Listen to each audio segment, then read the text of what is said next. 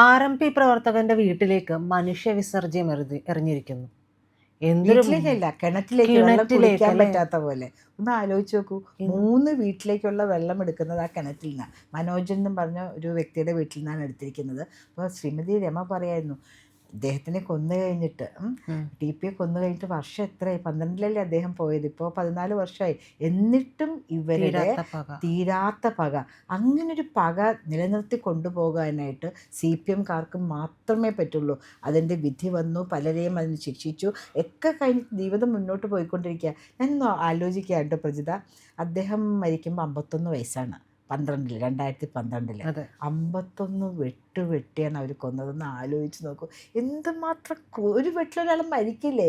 ഒരു മനുഷ്യൻ്റെ മൃതശരീരത്തിൽ കിടന്ന് വെട്ടുക എന്ന് പറഞ്ഞാൽ ശരിക്കും പറഞ്ഞാൽ ദുഷ്ടന്മാരിൽ ദുഷ്ടരായ ആൾക്കാർക്ക് പറ്റില്ല, അസുരന്മാർക്ക് പോലും പറ്റില്ല അല്ലേ?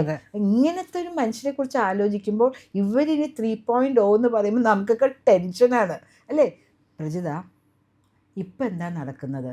എന്തിനാണ് കുലം കുത്തി എന്ന് പറഞ്ഞ് ഇദ്ദേഹത്തെ പുറത്താക്കിയത്? നമുക്കൊന്ന് ചെറിയ ഹിസ്റ്ററി ഒന്ന് നോക്കാം. 2008 ഇലക്ഷനിൽ ഇവർ ജനതാദളിനെ സപ്പോർട്ട് ചെയ്യാനായിട്ട് ഏറന്മല എന്ന് പറയുന്ന ഒരു പഞ്ചായത്തിൽ ജനതാദളിനെ സപ്പോർട്ട് ചെയ്യാനായിട്ട് CPM തീരുമാനിച്ചു. TP എന്നൊക്കെ പറയുകയാണെങ്കിൽ അതിൽ ഹാർഡ് കോറായിട്ട് എന്തിനും തയ്യാറായിട്ട് നിൽക്കുന്ന ആൾക്കാരാണ്. കുറേ പേർക്ക് അത് അംഗീകരിക്കാൻ പറ്റിയില്ല, ജനതാദളിനെ സപ്പോർട്ട് ചെയ്യുന്ന കാര്യം.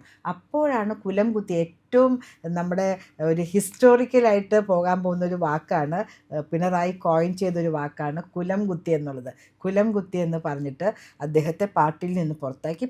എന്നിട്ട് RMP എന്ന് പറഞ്ഞ ഒരു പാർട്ടി രൂപീകരിച്ചു, റെവല്യൂഷണറി മാർക്സിസ്റ്റ് പാർട്ടി എന്ന് പറഞ്ഞിട്ടൊരു പാർട്ടി രൂപീകരിച്ചു. അതിൽ ധാരാളം പേര് സജീവമായിട്ട്, അതായത് മാർക്സിയൻ ആദർശങ്ങളോട് ചേർന്ന് നിൽക്കുന്ന ധാരാളം പേര് അതിൽ സജീവമായി വരികയും പോകെ പോകെ പല ഇലക്ഷനുകളിലും അവരുടെ സാന്നിധ്യം പ്രകടമായി വരികയും CPMൻ്റെ പല മുതിർന്ന പ്രവർത്തകരും CPM അനുഭാവികളായിട്ടുള്ള ആൾക്കാരും RMPയുടെ ഒരു ആക്ടിവിറ്റീസ് കണ്ടിട്ട് അതിൽ ചേർന്ന് പ്രവർത്തിക്കാൻ തുടങ്ങുകയോ അല്ലെങ്കിൽ RMPയുടെ മാർഗനിർദ്ദേശങ്ങൾ അനുസരിച്ച് പ്രവർത്തിക്കുമെന്ന് മനസ്സിലാക്കിയിട്ടാണ് നമ്മളുടെ ക്യാപ്റ്റൻ പറഞ്ഞത് കുലം കുത്തി എന്ന് പറഞ്ഞൊരു ഓർഡറാണ്, ഷൂട്ട് എന്ന് പറയുന്ന പോലത്തെ ഒരു ഓർഡറാണ്.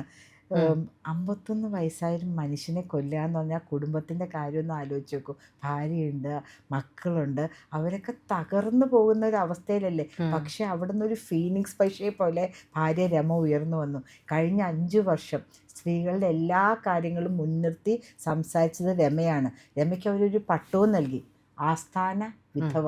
ഇങ്ങനെയൊക്കെ സംസാരിക്കാനായിട്ട് എന്തെങ്കിലും മനുഷ്യത്വമുള്ള, മനുഷ്യരെ മനുഷ്യരായി കാണുന്ന ഒരു വിധവ അനുഭവിക്കുന്ന ദുഃഖത്തെ മനസ്സിലാക്കാൻ പറ്റാത്ത ഈ സഖാക്കന്മാർക്ക് എങ്ങനെ നമുക്ക് വോട്ട് ചെയ്യാൻ പറ്റും? ഇപ്പോൾ ഈ മനോജൻ്റെ കാര്യത്തിലേക്ക് വരികയാണെങ്കിൽ അദ്ദേഹം ഇനി എങ്ങനെ വെള്ളം കുടിക്കും? ഒരു പൊങ്ങി നിൽക്കുകയാണ്. ഞാൻ ആ സ്റ്റോറി കണ്ടിട്ടാണ് വരുന്നത്. മനുഷ്യ വിസർജ്യമാണ് ഇട്ടിരിക്കുന്നത്. വേറെ എന്തെങ്കിലും ആണെങ്കിൽ താഴത്തേക്ക് പോകുക അല്ലെങ്കിൽ എന്താണെന്ന് നമുക്ക് മനസ്സിലാവുകയെന്ന് പറയില്ല.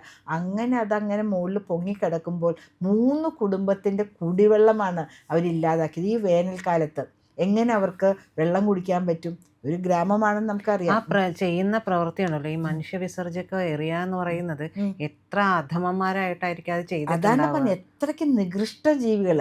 കുലം കുത്തി എന്ന് തന്നെ പറഞ്ഞു. ഒരു 3 പേരുടെ വെള്ളം കൂടി മുട്ടിക്കുമ്പോൾ അവരും കുലം കുത്തികൾ തന്നെയല്ലേ. ഇതിനെതിരെ എന്ത് നടപടിയെടുക്കും? ഈ പോലീസ്, പിണറായി ഭരിക്കുന്ന ആഭ്യന്തരം കൈയാളുന്ന ഈ പോലീസുകാർ എന്ത് നടപടിയെടുത്തു? സാക്ഷര കേരളം കാത്തിരിക്കുന്നു. അന്വേഷണം എന്നുള്ള രീതിയിൽ വെള്ളം അതിർത്ത് മാറ്റിയാൽ പോലും വെള്ളം തേവി കളയണം.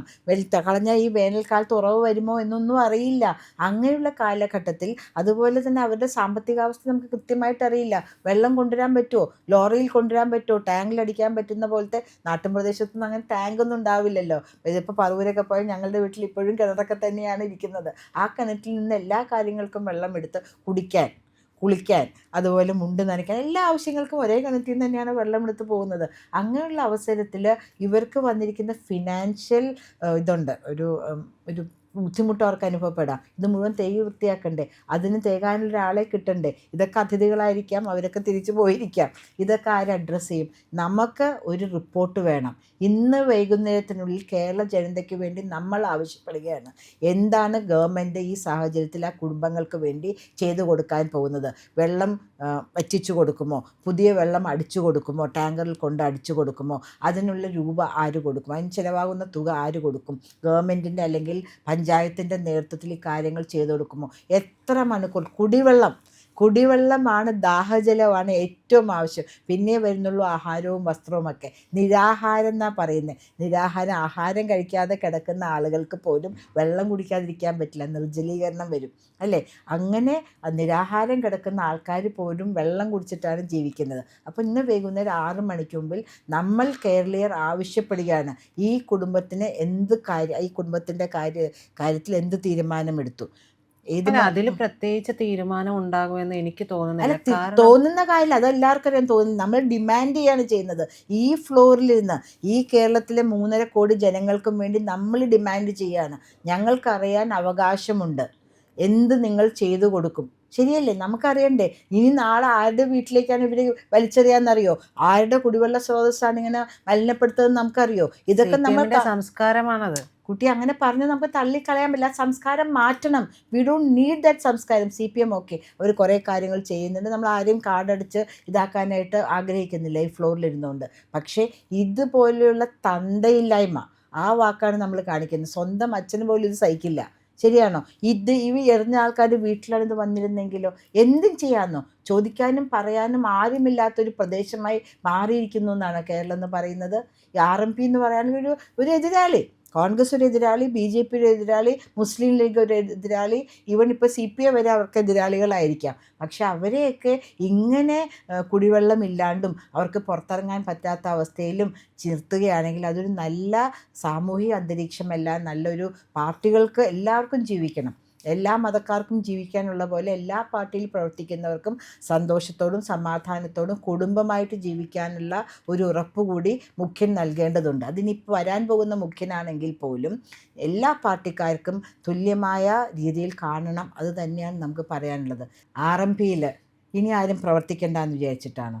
അവിടെയും നല്ല ഉശിരുള്ള കുട്ടികളുണ്ടാകും. ഇവരിങ്ങനെ ഓരോന്ന് കാണിക്കും തോറും എന്നാൽ ഞങ്ങളും കാണിച്ചു തരാം, അവരങ്ങോട്ടേക്ക് തിരിച്ചിടാൻ തുടങ്ങിയാലോ? മുഖ്യൻ്റെ വീട്ടിൽ തന്നെ കൊണ്ടിട്ടാലോ?